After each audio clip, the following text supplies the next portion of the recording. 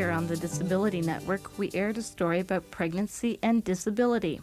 Laura was pregnant and she's paralyzed from the hips down. She talked about her hopes and fears about being a mother, and she had some questions. I'm sure the baby will be worth it in the long run, all the frustration, you know.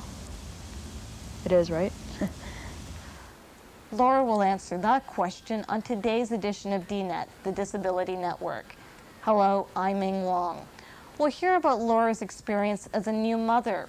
We'll also meet another mom with older children, and we'll find out about some of the supports that are available to parents.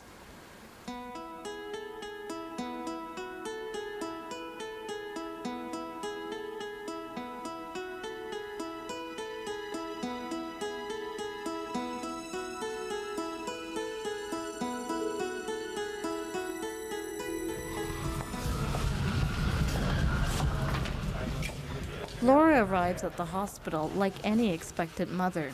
She's anxious, and she's attracting attention. It's not every day that a woman who's disabled and pregnant arrives at the Toronto General Hospital. We'll be staying on the labor floor until you have the baby because Dr. Correa wants to monitor it more closely. I'm induced around 8, right? In the morning? Yeah. Yes. First thing Usually in the morning. what, about a few hours or? Take somewhere if you're ready 6 hours, if you're not ready up to 24 hours. Laura's baby boy Draven was born after a very short natural delivery. Oh, is he beautiful? Look at that little face. So, Oh, I love you so much. I love you so much. it went probably like it would with any woman. I knew I was going to labor. I just had a feeling, and I had the kid. Mom and Daddy. Here, Laura, here. I'm going to get a really good shot of you, too. Once they came in with the doctors, I think I had him in like 45 minutes. It's just I did like I think the way I pictured everyone would. You have things to hold on to on the side, and they were telling me when to push and when not to and how to hold my head. It was just like a total natural thing. It was cool. And they picked him up and they said, he's a healthy little baby boy. During her stay, she received the standard advice given to new mothers. But unlike able-bodied mothers, Laura's not only learning how to take care of her baby, she's learning how to do it with a disability. It's frustrating, like I said, sometimes, you know, like especially, that's one thing I noticed, being in a wheelchair isn't that hard to raise a kid, but when he gets older, I'm starting to worry about it because he's starting to get heavier, and you know, now I find it hard to pick him up when he's on the bed or even in his cradle sometimes. You know, I think I'll be able to work it all out because every problem I've had, I've found a solution for after trial and error and much frustration. Laura's getting some help from Draven's father, Rob. Unfortunately, Laura and Rob are no longer a couple. We're just in totally different wavelengths sometimes, I think, you know. Like him with his band, and there's always trouble along with that, you know. Rob's still involved in caring for Draven. If there's something Laura needs help with, Rob does it, like bathing the baby. He's the only one helping her on a daily basis. I thought everything was going to be so hard. Like, I also thought I hate changing diapers. Now it doesn't bug me at all. But as far as, like, my disability is, it's like, I really thought it would be way harder, you know. I thought picking him up, how will I pick him up and wheel around? Oh, I just have to make sure I have a good grip on him, you know. And that's fine. I figured that one out. Every single thing you do for a baby, I thought it would be like 50 million times harder for me. I'm his mom, I'm in a wheelchair, it's all he's ever known me as. So he'll adjust to it and he'll adapt to it and he'll probably, you know, be different than other kids in some ways.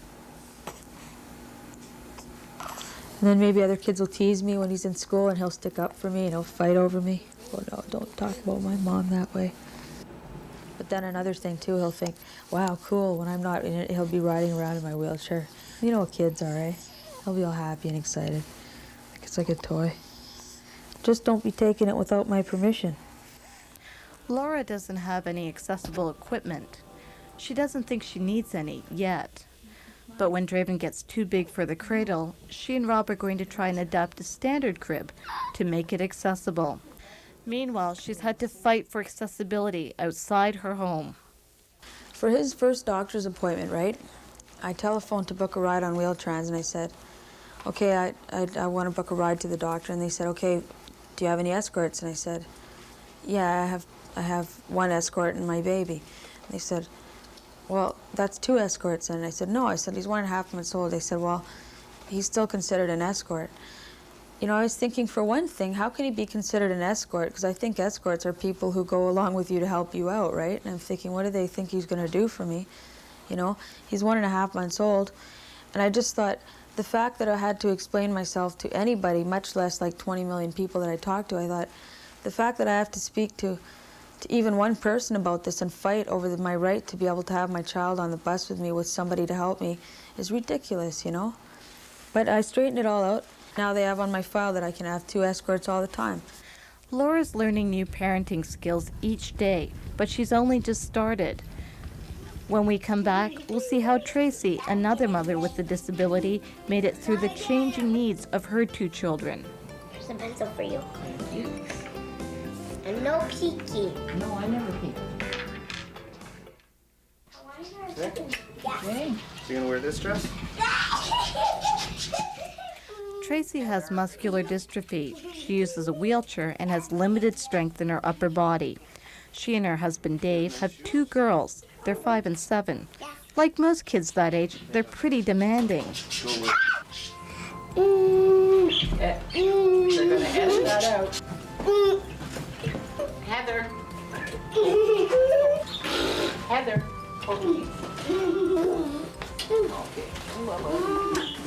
Have fun. I'll miss you. I will have fun.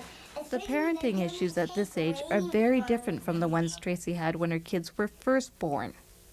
There was nothing that was easier than I thought it would be. Everything was just as hard or tougher than I thought it would be. I didn't know exactly how I would do certain things, like hold the baby, to nurse the baby. And I remember at one point a few OTs coming in and, you know, trying to hook me up to all these different slings so that I could hold the baby in my arms to nurse her. And it was just too bizarre. You know, I couldn't do it. And in the end, what worked best was just having a pillow on my lap till the baby was high enough, because I couldn't hold her up. You know, it's trial and error, and you work it out as you go along. You know, and then as the baby gets bigger, that pillow doesn't work anymore. You need a different size pillow, or, you know, you're doing something else again. So you're always adapting and adapting. One of the things that did come up was shortly after Katie was born, and when Tracy was at home, and Katie was an infant, and there was me, and there was all these different people coming in and helping out with the baby. And Tracy was sitting there, and she really couldn't do a lot besides nursing. It was pretty difficult for her for a while. One day she said to me, David, I haven't felt this disabled in years. You know, and it was because there were so many things she wanted to be doing with the baby that her disability wouldn't let her. You know, and so, you know, that's something that we dealt with. Tracy and Dave had to define their roles as parents. Like all new parents, they argued. But the biggest argument was about socks. Katie was born in June. Babies always have poor circulation in their hands and feet. So even though it was 30 degrees Celsius outside, but Katie had cold hands and feet because babies have cold hands and feet. And Tracy would say, oh, her feet are cold. I hate it when I have cold feet. Put socks on her feet so her feet are warm. I'd say, it's 30 degrees out. If we put socks on her feet will be hot and uncomfortable.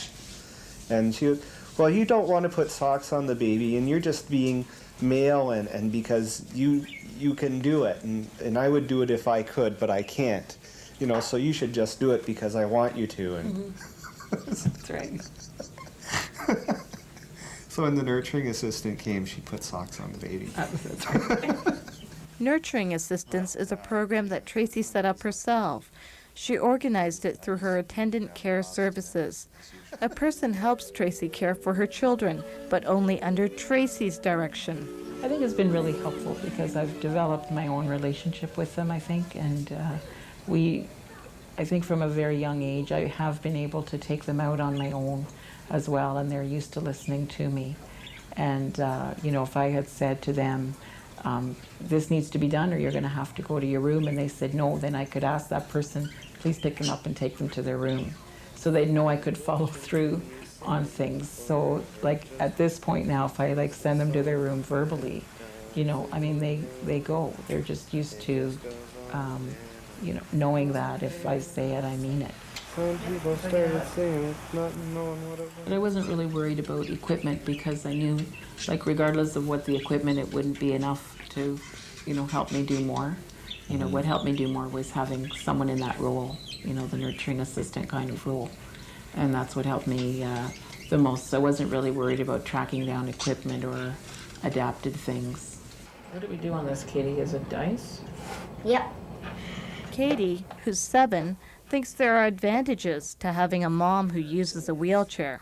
Just because they're in a wheelchair, they're even nicer. And they can't beat up on you if they're in a wheelchair. They can't even spank you or anything like that. I thought that they would just be really quick to catch on that if I asked them to do something, I'd need them to do it right away. And they would just listen and just do it because, you know, I would be such a good parent, how could they refuse, right? So all that's out the window because they definitely have their own ideas about things. And if they don't listen to me, they don't listen to David either, so I don't take it personally, right? Along with discipline, childproofing the house became a concern. It was a little more difficult to childproof, you know, because the apartment is an accessible apartment. So it just meant teaching them really early what hot meant. So they wouldn't go near a stove, you know, they wouldn't go near the pots and look into things because it's all a perfect height, you know, for them to see. And, you know, we had to pay a lot of attention to that and, you know, be very, very watchful, like really not letting them out of your sight at that toddler stage, that someone always literally had an eye on them because it doesn't take long for them to get into something or get into trouble. I got the door open, Mom.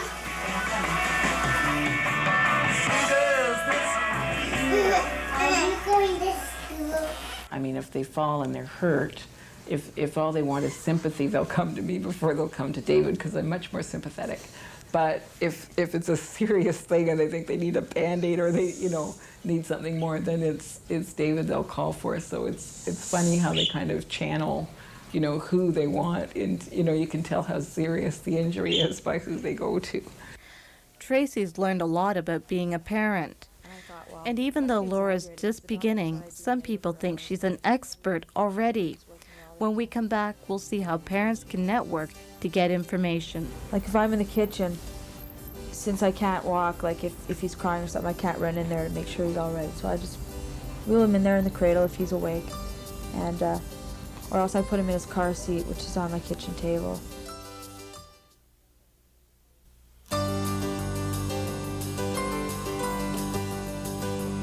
All new and prospective parents devour information. Books, pamphlets, TV shows, magazines. But many people say the best kind of information comes directly from the source, especially for people with disabilities. Pat Israel ran the Disabled Women's Network in Toronto. A book is fine, it's good, but I think another mother can give you a lot of little hints that a book may not even have. And actually very few mothers know where to get the books. I mean, women with disabilities have been having babies for a long time. It's just they've been having babies and struggling alone, not with other women who can help them and talk to them. You're a good boy now because you're showing off. You're thinking, Mom, I'm really hungry, man. But it doesn't have to be that way anymore. And Laura's proving that. 2 months as a mother, and she's the expert. Tammy, who also uses a wheelchair, asked to meet her. She wants to find out all she can about pregnancy and parenting, just in case she decides to have a child one day. I want to know what it's like being in a wheelchair and having a child because I'm single, but I think the information that I have will help me base a decision on whether or not to have a kid. Aren't you at all scared about the future? Oh, I'm terrified all the time. I'm a neurotic new mother. I worry all the time. I cried the other day because I thought he's growing up so fast, and soon he'll go away to school and he'll never call me like my brother is with my mother. Heather Sloman and Sue Riley are occupational therapists. They brought Laura and Tammy together. I think the most important thing is just knowing that there's someone out there who's already done it and survived. We've just recently started to have a consumer group meeting at the Center for Independent Living, and have been inviting people who are interested in this service, kind of to get people involved in terms of setting up these types of services. Oh, you can turn it. Perfect. Hello. Hello. Elaine Carty runs a parent support network in Vancouver. Hi. Can you tell me a bit more about your situation? The idea for the networking project came after I'd made a visit to England to look at the services for women with disabilities in England. And they have a very active support network in England. They have 300 or 400 mothers who are on a contact register talking one to the other. So we thought, here we should try and start such a thing, and currently there are about 25 to 30 women on the list. The contact register is now being managed and run by one of the women. Some women need more than information. They need equipment. Elaine Carty has a lot of ideas for many different kinds of disabilities. This shows a device that can be fitted on a bottle so that a woman can use any limb then to feed the baby. I think you can probably buy a good crib for a couple $100 or even less than that if you're a non-disabled mom.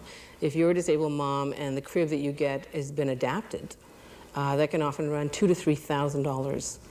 And then there's no system afterwards where you could maybe sell that to another disabled mother and at least get part of your money back. And then it could go to another disabled mom after that.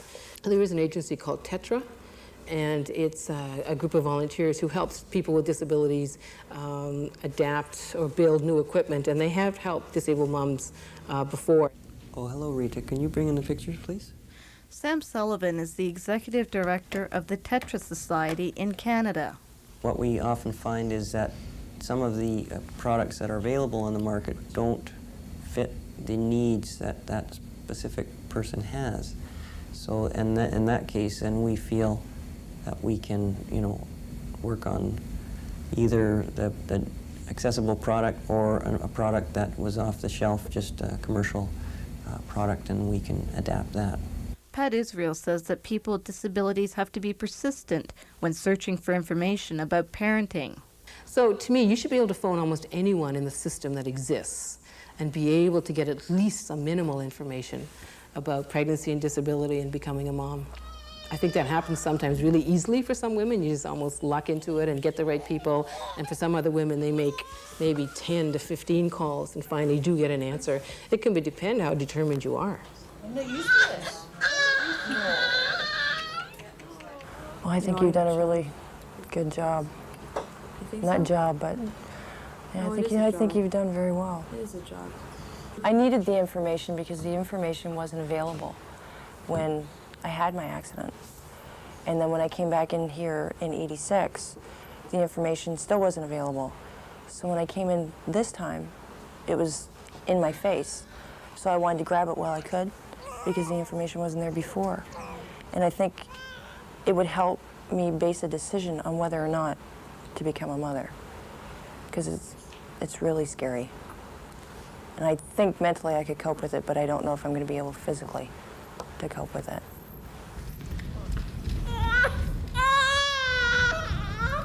When we come back, we'll find out what Laura and Tracy think of parenthood.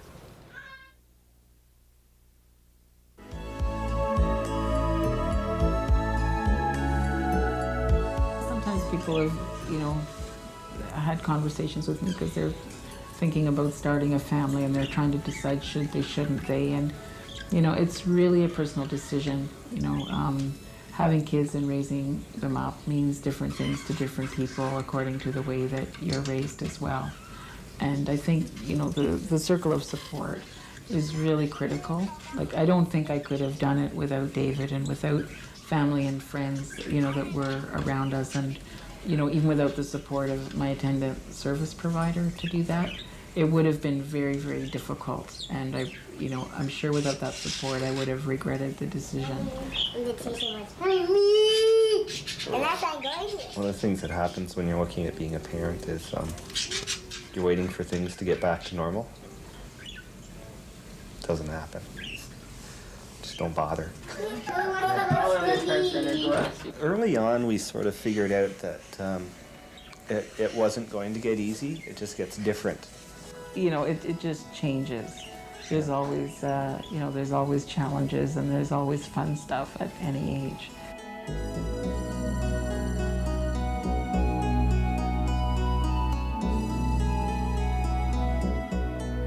It's a lot of trouble. But you know, I mean, you never know. Like, I also thought I'd never even have one baby, so who knows? I never know what I'm going to think the next day. But I'm pretty sure I don't want to have any other kids. I think the most important thing to know is that unless I'm one of a kind for this, and I'm pretty sure I'm not, because like, you're going to love your baby so much that it makes it all worth it. And even though things are really, really frustrating for you, especially if you're in a wheelchair, you will work those things out. All you got to do is, you know, you might have to do a bit of trial and error. You may have to go to people for advice, but, you know, it's really worth it. And I think if you want to have a baby, you shouldn't say, I'm in a wheelchair, that will never happen. Because it's really, you know, it's not that difficult if you love your baby as much as I love mine anyway. You know, you don't mind going through the trouble. If you need information about parenting, start out by contacting Dawn Canada. They may be able to help you directly or put you in touch with someone who can. Many women have found disability-specific associations to be helpful. You can also contact one of the following organizations: the University of British Columbia School of Nursing Parenting Program, the Tetra Society in Vancouver, and your local Independent Living Resource Center. That's our show for this week. I'm Ming Wong. See you again next week. You can write to us at Disability Network, CBC, Box 500, Station A, Toronto, M5W 1E6. That's Disability Network, CBC, Box 500, Station A, Toronto, M5W 1E6. You can fax us at 416-205-3399. This program is brought to you in part by the Canadian Association of Independent Living Centres, promoting and supporting the development of independent living resource centres across Canada.